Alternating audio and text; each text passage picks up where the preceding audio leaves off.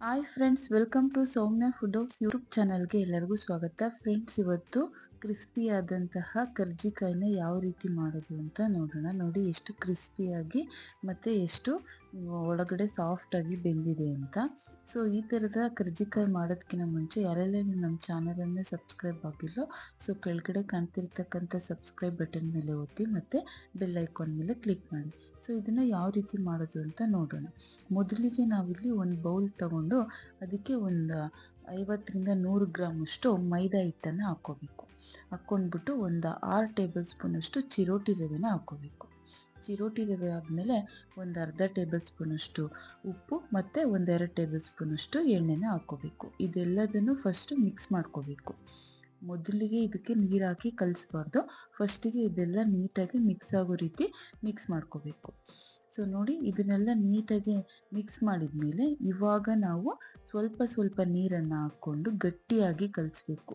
ಇದನ್ನು ತುಂಬ ಮೆತ್ತಗೆ ಕಲಿಸ್ಬಾರ್ದು. ತುಂಬ ಗಟ್ಟಿಯಾಗಿ ಕಲಿಸಿದಾಗ ಏನಾಗುತ್ತೆ, ಕರ್ಜಿಕಾಯಿ ತುಂಬ ಕ್ರಿಸ್ಪಿಯಾಗಿ ಮತ್ತು ತುಂಬ ಒಳಗಡೆ ಅದೇ ಅಷ್ಟೇ ಸಾಫ್ಟಾಗಿ ಬೆಂದಿರ್ತವೆ. ಸೊ ಈ ಥರ ಕರ್ಜಿಕಾಯಿ ಕ್ರಿಸ್ಪಿಯಾಗಿ ಬರಬೇಕು ಅಂದರೆ ನೀವು ಅದಕ್ಕೆ ಚಿರೋಟಿ ರವೆನ ಯೂಸ್ ಮಾಡೋದ್ರಿಂದ ಕರ್ಜಿಕಾಯಿ ತುಂಬ ಕ್ರಿಸ್ಪಿಯಾಗಿ ಬರ್ತವೆ. ನೋಡಿ, ಈ ಅದಕ್ಕೆ ಕಲಿಸ್ಬೇಕು. ಅದಾದಮೇಲೆ 1 ಟೇಬಲ್ ಸ್ಪೂನ್ ಅಷ್ಟು ಎಣ್ಣೆ ಹಾಕಿ ಅದನ್ನು ಮುಚ್ಚಿ ಸೈಡಿಗೆ ಇಡಬೇಕು. ನೆಕ್ಸ್ಟು ಈ ಕಡೆ ಗ್ಯಾಸ್ ಮೇಲೆ ಒಂದು ಪಾತ್ರೆನ ಇಡಬೇಕು. ಗ್ಯಾಸ್ ಮೇಲೆ ಒಂದು ಪಾತ್ರೆ ಇಟ್ಟು ಅದಕ್ಕೆ 1 ಬೌಲಷ್ಟು ಸಕ್ಕರೆನ ತಗೋಬೇಕು. ಅಂದರೆ ನೀವು ಕರ್ಜಿಕಾಯಿ ಮಾಡೋದಕ್ಕೆ ಯಾವ ರೀತಿಯಾದಂತಹ ರವೆ ಯೂಸ್ ಮಾಡ್ತೀರೋ ಅದೇ ಪ್ರಮಾಣದ 1 ಬೌಲಷ್ಟು ಸಕ್ಕರೆನ ತಗೋಬೇಕು. ಅದಕ್ಕೆ ನೀರು ಹಾಕ್ಬಿಟ್ಟು ಈ ಥರ ಜಸ್ಟ್ ಆ ಸಕ್ಕರೆನ ಕರಗಿಸ್ಬೇಕು, ಪಾಕ ಮಾಡಬಾರ್ದು. ನೆಕ್ಸ್ಟು ಇನ್ನೊಂದು ಗ್ಯಾಸ್ ಮೇಲೆ ಪ್ಯಾನ್ ಇಟ್ಟು ಅದಕ್ಕೆ 2 ಟೇಬಲ್ ಸ್ಪೂನಷ್ಟು ತುಪ್ಪ ಹಾಕಬೇಕು. ತುಪ್ಪ ಎಲ್ಲ ಚೆನ್ನಾಗಿ ಕರಗಿದ ಮೇಲೆ ಅದಕ್ಕೆ ಒಂದು 10-15 ಗೋಡಂಬಿ ಪೀಸ್ಗಳನ್ನು ಹಾಕ್ಕೊಂಡು ಗೋಲ್ಡನ್ ಬ್ರೌನ್ ಕಲರ್ ಆಗೋ ರೀತಿ ಮೀಡಿಯಮ್ ಫ್ಲೇಮಲ್ಲಿ ಚೆನ್ನಾಗಿ ಅದನ್ನು ಫ್ರೈ ಮಾಡ್ಕೋಬೇಕು.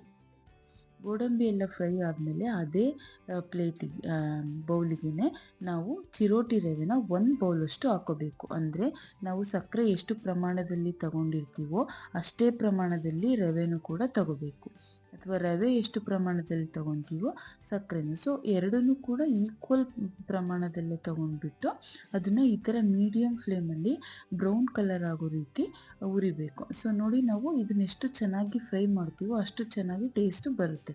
ಅದಾದಮೇಲೆ ಒಣ ಕೊಬ್ಬರಿ, ತುರಿದಿರ್ತಕ್ಕಂತಹ ಒಣ ಕೊಬ್ಬರಿನ ಒಂದು 1/4 ಬೌಲಷ್ಟು ಇದಕ್ಕೆ ಹಾಕ್ಕೋಬೇಕು. ಇದನ್ನು ಅಷ್ಟೇ ಮೀಡಿಯಮ್ ಫ್ಲೇಮಲ್ಲೇ ಚೆನ್ನಾಗಿ ಫ್ರೈ ಮಾಡ್ಕೋಬೇಕು. ಇದೆಲ್ಲ ನೀಟಾಗಿ ಫ್ರೈ ಆದಮೇಲೆ ನಾವಿವಾಗ ಏನು ಆಲ್ರೆಡಿ ಸಕ್ಕರೆ ಪಾಕ ಕರಗಿಸಿಟ್ಕೊಂಡಿದ್ದೀವಲ್ಲ ಆ ಮಿಶ್ರಣನ ಇದಕ್ಕೆ ಹಾಕಬೇಕು.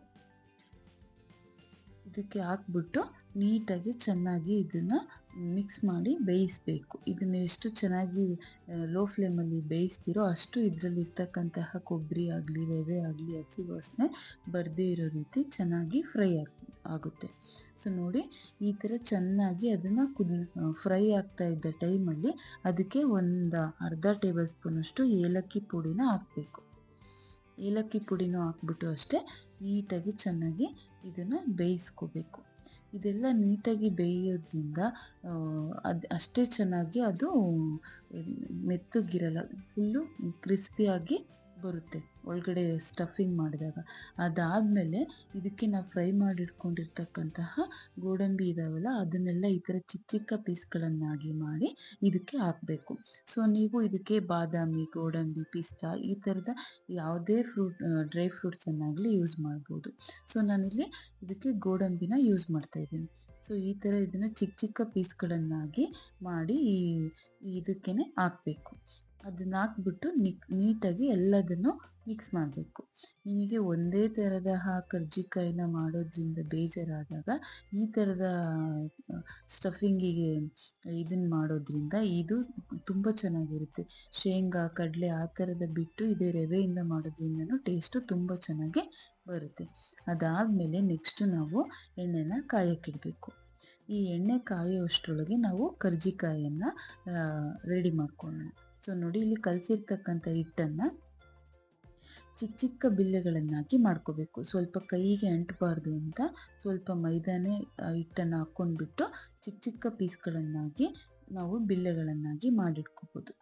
ನೋಡಿ ಈ ಥರ ನೀವು ಸಂಕ್ರಾಂತಿ ಹಬ್ಬಕ್ಕಾಗಿರ್ಬೋದು, ಶಿವರಾತ್ರಿ ಹಬ್ಬಕ್ಕಾಗಿರ್ಬೋದು, ಯಾವುದೇ ಹಬ್ಬಗಳಲ್ಲಾಗಿ ಒಂದೇ ಥರದ ಕರ್ಜಿಕಾಯಿನ ಮಾಡೋದಕ್ಕೆ ನಿಮಗೆ ಇಷ್ಟ ಆಗಲ್ಲ ಅಂದಾಗ ಈ ಥರ ಡಿಫ್ರೆಂಟಾಗಿ ಮಾಡಿದಾಗ ಟೇಸ್ಟು ಕೂಡ ತುಂಬ ಚೆನ್ನಾಗಿರುತ್ತೆ ಮತ್ತು ನಿಮಗೂ ಕೂಡ ತುಂಬ ಇಷ್ಟ ಆಗುತ್ತೆ. ಸೊ ನೋಡಿ ಈ ಥರ ಎಲ್ಲ ಕಟ್ ಮಾಡಿಟ್ಕೊಂಡಿರ್ತಕ್ಕಂತಹ ಹಿಟ್ಟನ್ನು ಬಿಲ್ಲೆಗಳನ್ನಾಗಿ ಮಾಡಿ ಇಟ್ಕೋಬೇಕು. ಬಿಲ್ಲೆಗಳನ್ನು ನೀಟಾಗಿ ಇವಾಗ ನಾವು ಉತ್ಕೋಬೇಕು. ಅದಕ್ಕೂ ಅಷ್ಟೇ ನಾವು ಎಷ್ಟು ಬೇಕೋ ಅಷ್ಟು ಸ್ವಲ್ಪ ಹಿಟ್ಟನ್ನು ಹಾಕ್ಕೊಂಡ್ಬಿಟ್ಟು ನೀಟಾಗಿ ಉತ್ಕೋಬೇಕು. ನೋಡಿ ಈ ಥರ ನೀಟಾಗಿ ಉದ್ದಬೇಕು. ನೀವು ಇವಾಗ ಇದನ್ನೆಲ್ಲ ಕಣಕ ಮಾಡಿಟ್ಕೊಂಡಿರ್ತೀರಲ್ಲ ಆ ರವೆ ಮಿಶ್ರಣ, ನೀವು ಸಕ್ಕರೆ ಪಾಕ ನಿಮಗೆ ಕಮ್ಮಿ ಅನಿಸಿದರೆ ನೀವು ಮತ್ತೆ ಕೊನೆಯದಾಗಿಯೂ ಕೂಡ ಸ್ವಲ್ಪ ಸಕ್ಕರೆನ ಹಾಕ್ಕೊಂಡು ಬಿಸಿ ಮಾಡ್ಬೋದು. ಸೊ ಅವಾಗಲೂ ಕೂಡ ಅದು ಟೇಸ್ಟು ಏನು ವೇರಿಯೇಷನ್ ಆಗಲ್ಲ.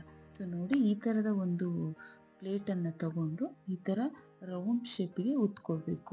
ಉತ್ಕೊಂಡಾದ್ಮೇಲೆ ಇದನ್ನು ಈ ಥರ ಕಟ್ ಮಾಡ್ಕೋಬೇಕು.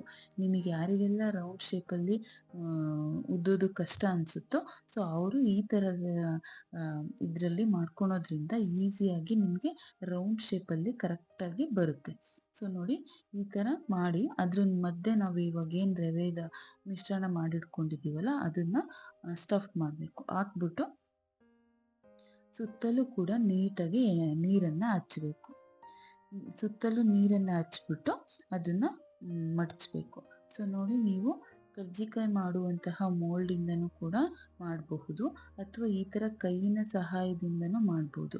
ಬಟ್ ಈ ಥರ ಕೈಯಿಂದ ಮಾಡಿದಾಗ ನಮಗೆ ಅದಕ್ಕೆ ಡಿಸೈನ್ ಶೇಪು ಆಗಲಿ ಕೊಡೋಕ್ಕೆ ಬರಲ್ಲ ಅನ್ನೋರಿಗೆ ಸೊ ನೋಡಿ ನಿಮಗೆ ಮೋಲ್ಡಲ್ಲಿ ಮಾಡಿದಾಗ ಯಾವ ಥರ ಶೇಪ್ ಬರುತ್ತೋ ಅದೇ ಥರ ಶೇಪನ್ನು ಈ ಥರ ಒಂದು ಸ್ಪೂನಿನ ಸಹಾಯದಿಂದ ಈ ಥರ ಒಂದು ಫೋರ್ಕ್ ತಗೊಂಡ್ಬಿಟ್ಟು ಅದನ್ನು ಈ ಥರ ಎಡ್ಜಲ್ಲಿ ಈ ಥರ ಪ್ರೆಸ್ ಮಾಡೋದ್ರಿಂದ ನೀವು ಏನು ಮೋಲ್ಡನ್ನು ತಗೊಂಡು ತುಂಬಿದಾಗ ಬರುತ್ತಲ್ಲ ಶೇಪು ಅದೇ ಥರನೇ ಬರುತ್ತೆ. ಸೊ ನೋಡಿದ್ರಲ್ಲ ಎಷ್ಟು ಚೆನ್ನಾಗಿ ಎಷ್ಟು ಈಸಿಯಾಗಿ ನಾವು ಮೋಲ್ಡಲ್ಲೇ ಮಾಡೋ ರೀತಿ ಮಾಡಿದ್ವಿ ಅಂತ. ಸೊ ನೀವು ಮೋಲ್ಡನ್ನಾದರೂ ಯೂಸ್ ಮಾಡ್ಬೋದು ಅಥವಾ ಈ ಥರನೂ ಕೂಡ ಯೂಸ್ ಮಾಡ್ಬೋದು. ಅದೇ ರೀತಿ ನೀವೇನು ಹಿಟ್ಟು ಕಲಸಿಟ್ಕೊಂಡಿರ್ತೀರಲ್ಲ ಅಷ್ಟು ಬಿಲ್ಲೆನು ಉತ್ಕೊಂಡ್ಬಿಟ್ಟು ಈ ಥರ ತುಂಬಿ ಒಂದು ಪ್ಲೇಟಿಗೆ ಇಟ್ಕೋಬೇಕು. ಅದೆಲ್ಲ ಒಂದು ಪ್ಲೇಟಿಗೆ ಇಟ್ಕೊಂಡ್ಮೇಲೆ ನೆಕ್ಸ್ಟು ನೀವು ಇವಾಗೇನು ಎಣ್ಣೆ ಕಾಯಿಸಿರ್ತೀರಲ್ಲ ಆ ಎಣ್ಣೆ ಒಳಗೆ ಈ ಮಾಡಿರ್ತಕ್ಕಂತಹ ಅಷ್ಟು ಕರ್ಜಿಕಾಯಿನೂ ಎಣ್ಣೆ ಎಷ್ಟು ಹಿಡಿಯುತ್ತೋ ಅಷ್ಟು ಹಾಕಬೇಕು. ನೋಡಿ ಈ ಥರ ನಿಧಾನಕ್ಕೆ ಹಾಕಬೇಕು. ಮೊದಲು ಹೈ ಫ್ಲೇಮಲ್ಲಿ ಇಟ್ಕೊಂಡಿರಬೇಕು. ಅದಾದಮೇಲೆ ಮೀಡಿಯಮ್ ಫ್ಲೇಮಲ್ಲಿ ಮಾಡಿಕೊಂಡು ಈ ಒಂದೊಂದಾಗಿ ಕರ್ಜಿಕಾಯಿನ ಹಾಕಿ ಗೋಲ್ಡನ್ ಬ್ರೌನ್ ಕಲರ್ ಆಗೋ ರೀತಿ ಮೀಡಿಯಮ್ ಫ್ಲೇಮಲ್ಲೇ ಎರಡೂ ಕಡೆನೂ ಚೆನ್ನಾಗಿ ಕ್ರಿಸ್ಪಿ ಆಗೋ ರೀತಿ ಫ್ರೈ ಮಾಡ್ಕೋಬೇಕು. ನೋಡಿ ಎಣ್ಣೆ ಒಳಗೆ ಹಾಕಿದ ತಕ್ಷಣ ಅದೆಷ್ಟು ಚೆನ್ನಾಗಿ ಕರ್ಜಿಕಾಯಿ ಉಬ್ತಾ ಇದ್ದಾವೆ ಅಂತ. ಸೊ ನಾವು ಎಣ್ಣೆ ಕಮ್ಮಿನೂ ಕೂಡ ಹಾಕಬಾರ್ದು. ಕರೆಕ್ಟಾಗಿ ನಾವು ಹಾಕುವಂತಹ ಕರ್ಜಿಕಾಯಿ ಮುಳುಗಬೇಕು ಅಷ್ಟು ನಾವು ಎಣ್ಣೆನ ಹಾಕ್ಕೊಂಡು ಈ ಥರ ಗೋಲ್ಡನ್ ಬ್ರೌನ್ ಕಲರ್ ಬರೋ ರೀತಿ ನಾವು ಅವನ್ನ ಫ್ರೈ ಮಾಡ್ಕೋಬೇಕು. ಅದನ್ನೆಲ್ಲ ಫ್ರೈ ಮಾಡಿಕೊಂಡು ಸೊ ತೆಗಿಬೇಕು. ಅದೇ ರೀತಿ ನಾವೇನು ಮಾಡ್ಕೊಂಡಿದ್ದೀವಲ್ಲ ಅಷ್ಟು ಕರ್ಜಿಕಾಯಿನೂ ಬ್ಯಾಚ್ ವೈಸು ಹಾಕ್ಕೊಂಡ್ಬಿಟ್ಟು ಎಲ್ಲದನ್ನು ಕೂಡ ಫ್ರೈ ಮಾಡಿ ತಕ್ಕೊಂಡ್ರೆ ಸೊ ಬಿಸಿ ಆದಂತಹ ಮತ್ತು ಕ್ರಿಸ್ಪಿ ಆದಂತಹ ಕರ್ಜಿಕಾಯಿ ರೆಡಿ ಆದವು. ನೋಡಿದ್ರಲ್ಲ ಎಷ್ಟು ಈಸಿಯಾಗಿ ಎಷ್ಟು ಸಿಂಪಲ್ಲಾಗಿ ಮಾಡಬಹುದು ಅಂತ. ನೀವು ಕೂಡ ಇವಾಗ ಬರುವಂತಹ ಸಂಕ್ರಾಂತಿ ಹಬ್ಬ ಆಗಿರ್ಬೋದು, ಶಿವರಾತ್ರಿಗಾಗಿರ್ಬೋದು ಈ ಥರದ ಕರ್ಜಿಕಾಯಿ ರೆಸಿಪಿನ ಟ್ರೈ ಮಾಡಿ. ಟೇಸ್ಟು ತುಂಬ ಚೆನ್ನಾಗಿ ಇರುತ್ತೆ. ಮತ್ತು ಯಾರಿಗೆಲ್ಲ ಈ ರೆಸಿಪಿ ಇಷ್ಟ ಆಯಿತು ನೀವು ನಮ್ಮ ಚಾನಲನ್ನು ಸಬ್ಸ್ಕ್ರೈಬ್ ಮಾಡೋದನ್ನು ಮರಿಬೇಡಿ. ಇದೇ ಥರದ ಹೊಸ ಹೊಸ ವಿಡಿಯೋಗಳನ್ನು ನೀವು ಕೂಡ ನೋಡಿ ಮಾಡಿ ಕಲಿಬೋದು. ಸೊ ನೋಡಿದ್ರಲ್ಲ ಎಷ್ಟು ಚೆನ್ನಾಗಿ ಕ್ರಿಸ್ಪಿಯಾಗಿ ಬೆಂದಿದೆ ಅಂತ. So thank you for watching.